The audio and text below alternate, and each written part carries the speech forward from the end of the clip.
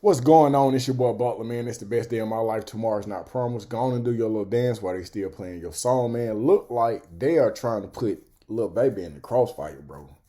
Let's look at this, man, and let's respond to it, man. The deaths of two Atlanta teens last summer on a violent street gang in our community. Good evening. Thanks so much for joining us for Fox 5 News at 5. I'm Tom Haynes. I'm Courtney Bryant. Just hours ago, APD announced they now have charged 7 people with the murders. Fox 5's Tyler Finger is live at Atlanta Police Headquarters to tell us what we're finding out. Tyler? Yeah, Courtney, good evening to you. Investigators say two 13-year-olds were innocent victims caught in a gang retaliation shooting while celebrating a birthday. The overall theme in this case is grown men playing gangster. Atlanta police say these are the innocent faces of gang violence in Atlanta. Two of them, 13-year-old boys Jacody Davis and Lamont Freeman, were killed. And 11-year-old Dontavius Davis was wounded last July in a shooting on Spark Street.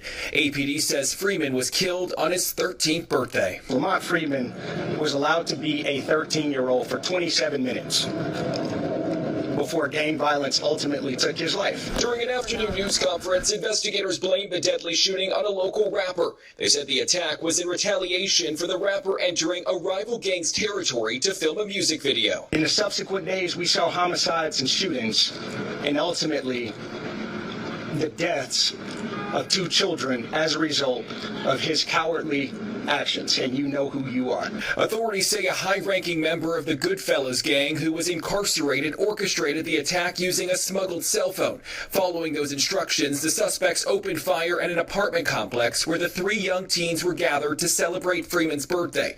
Police say they weren't the targets. These kids were innocent victims, so when we talk about the gang involvement, these 2 13-year-olds and this 11-year-old, they didn't have a gang involvement. Those arrested were identified as Keontae Sanders, Richard Hollis, Reginald Thomas, DeKeithion Mobley, Marcus Crawford, Tradon Crawford, and Allie Caldwell. The final 2 were arrested Tuesday. Police had some tough talk for those responsible. Goodfellas Criminal Street Gang being one of the most hyper-violent gangs in the city of Atlanta, and we will pursue you relentlessly and make...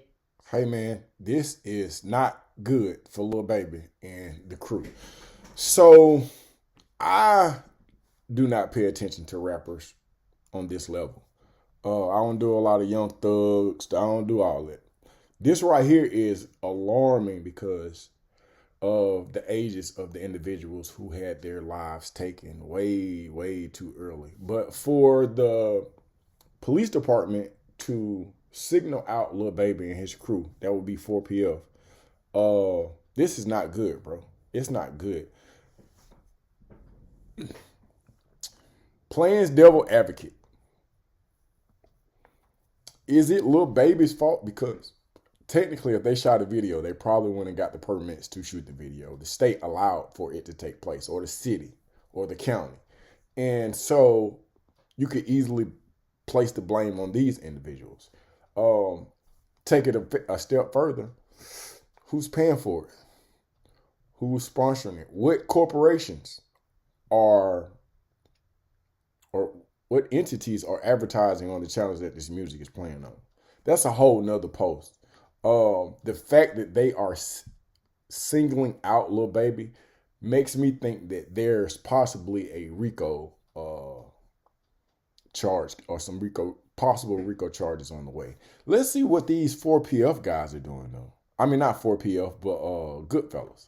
Bars charged in a shooting that left 2 teenagers dead in Atlanta. Investigators say members of a hyper-violent street gang are behind the shooting deaths of 13-year-olds Jacody Davis and Lamont Freeman last summer. Atlanta News First reporter Joshua Skinner joining us live at 5 from the scene of that shooting in Atlanta's Oakland City neighborhood. Joshua?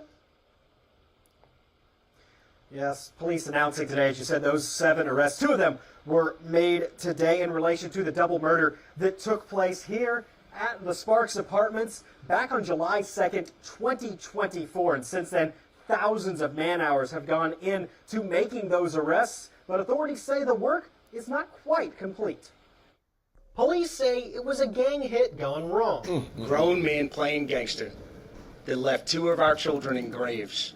Just after midnight on July 2nd, 2024, 13-year-olds Lamont Freeman and Jacody Davis, as well as 11-year-old Dontavius Davis, were shot outside this apartment complex in southwest Atlanta while celebrating Freeman's birthday. Lamont Freeman For the shooting deaths of two 13-year-olds. In a news conference this afternoon, the department announced it's made 7 arrests in the shooting and is still offering $50,000 in reward money for information that leads to more. The overall theme of this case is The shooting death of Atlanta Mayor-elect Keisha Lance Bottoms' nephew.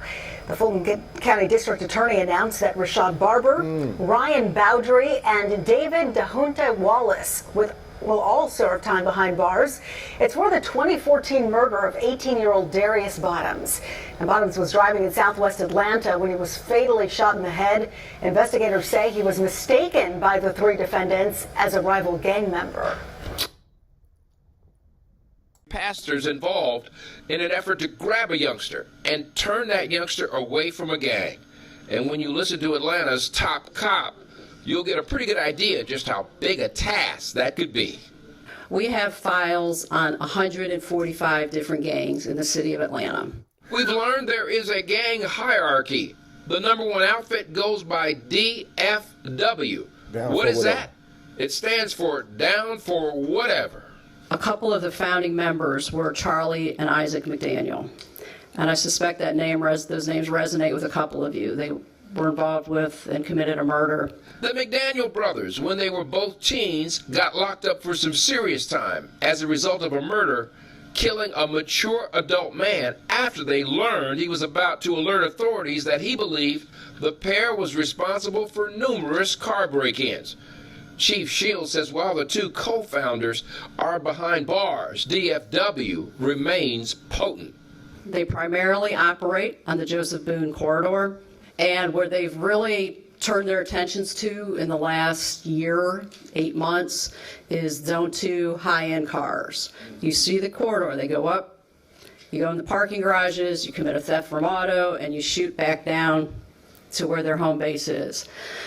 I believe that you can say fairly that a number of the armed robberies they're committing are tied to the guns they're getting out of stolen vehicles. Langford and Bozeman vowed to do whatever they can to help the APD chief. We're here in partnership to make Chief Shields' job a little bit easier by cutting off the numbers that end up coming to her in the first place.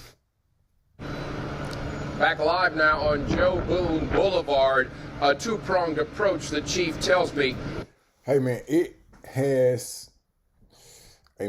may be about to tip over, bro. I'm gonna stay glued. I'm gonna do a little bit more research. We're gonna have some more videos coming on later today, man. But it looked like they might be after Lil Baby. I did notice that Lil Baby stopped doing. He stopped promoting 4PF. Like that's no longer a part of. Those are old videos. That is 7 years ago. Oh, he ditched 4PF.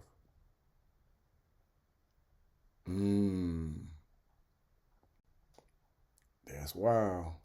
Let's see Goodfellas. Let's see Goodfellas Atlanta. Goodfellas Gang Atlanta. Let's see what these guys are up to. Kids killed by grown men playing gangster. Goodfellas, Georgia most dangerous gang. Don't go here, Atlanta most dangerous gangs. Atlanta most wanted in custody. Is he a part of dangerous gang members? Another gang member convicted in the most horrific death in recent Atlanta history. Fulton County Jail investigators ordered security breach. Teen murder suspect smirks and shackles. Reputed gang leader sentenced in Newark. Nope. Former gang member says he was targeted for leaving. 5 convicted gang sentenced to prison for most brutal murder in Atlanta. What is this? Georgia gang bust alleged gang leader among those indicted. That was 5 years ago. Streets of Atlanta stem from gangs inside Fulton County Jail. Let's see. Authorities say many of the crimes in metro Atlanta have been tracked back to gangs, from store robberies to car thefts to shootouts in parking lots. Yes, gang investigators are working the streets and they have made arrests. But it doesn't stop there. We went inside the Fulton County Jail and found out that gang violence just continues on the inside. Well, Fox 5's Natalie Pozo was live at the Fulton County Jail. And Natalie, you went inside areas where officials say the gang problem is widespread in the jail. Well, Sine Russ, the chief jailer, tells me they currently have 2,700 inmates here at the Fulton County Jail, one of the largest in the country. He says some of the young inmates are gang members and says some of the violent crimes that we see here out on the streets stem from right inside.